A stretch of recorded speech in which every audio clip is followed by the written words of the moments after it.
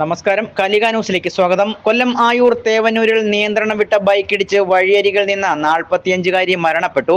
പൂയപ്പള്ളി സ്റ്റേഷനിലെ state special branch എഎസ്സിയും വേങ്ങൂർ സ്നേഹാലയത്തിൽ പ്രസാദ് വർഗീസിന്റെ ഭാര്യയുമായ 45 വയസ്സുള്ള സ്വപ്നയാണ് മരണപ്പെട്ടത്.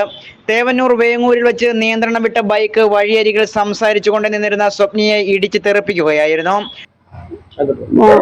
അവര് ചേട്ടത്തി അനിയത്തിയും കൂടെ ബസ് കയറാൻ വന്നപ്പോഴ് സ്വപ്ന ചേട്ടത്തിക്ക് എന്നോട് വെള്ളം ചോദിച്ചു, ചൂടുവെള്ളം. കയറി വന്ന വഴിക്ക് അവൾക്ക് ഇച്ചിരി ചൂടുവെള്ളം വേണമെന്ന് പറഞ്ഞ് ഞാൻ അന്നേരം എടുത്തേക്ക് ഞങ്ങളുടെ ഗേറ്റിന്റെ അവിടോട്ട് നിന്നതാ. അവള് ഗേറ്റിന്റെ അവിടെ വന്ന് നിന്ന് വെള്ളം വെച്ചതാ. ആ സമയത്ത് അവിടുന്ന് ബൈക്ക് വരികയും അവളെ മാത്രം ഇടിക്കുകയും ചെയ്തു. ഞങ്ങൾ ഇച്ചിരി മാറി നിന്ന് അവൾ ഇച്ചിരി തിരിഞ്ഞു നിന്നു. അവളെ കണ്ടില്ല ബൈക്ക് വരുന്നതും. ഇത്ര ഒഴിഞ്ഞു നിൽക്കുവായോണ്ട് അവളത് ശ്രദ്ധിച്ചില്ല എന്നുള്ളത്. മരണപ്പെട്ട സ്വപ്നയും സഹോദരിയും അമ്മയുടെ അനുജത്തിയെ കാണുവാനായി കൊട്ടാരക്കരയിലെ സ്വകാര്യ ആശുപത്രിയിലേക്ക് പോകുവാനായി ബസ് സ്റ്റോപ്പിൽ നിൽക്കുന്ന സമയത്ത് തൊട്ടടുത്ത് താമസിക്കുന്ന ബന്ധുവായ സ്ത്രീയോട് വെള്ളം ആവശ്യപ്പെട്ടു. വെള്ളം കുടിച്ചതിനു ശേഷം റോഡരികിൽ സ്വപ്നയും സഹോദരിയും ബന്ധുവും സംസാരിച്ചു നിൽക്കവേ ബൈക്ക് അമിത വേഗതയിൽ വന്ന് ഇടിച്ചു തെറിപ്പിക്കുകയായിരുന്നു. ഉടനെ അഞ്ചലിലെ സ്വകാര്യ ആശുപത്രിയിൽ എത്തിച്ചെങ്കിലും മരണം സംഭവിച്ചു.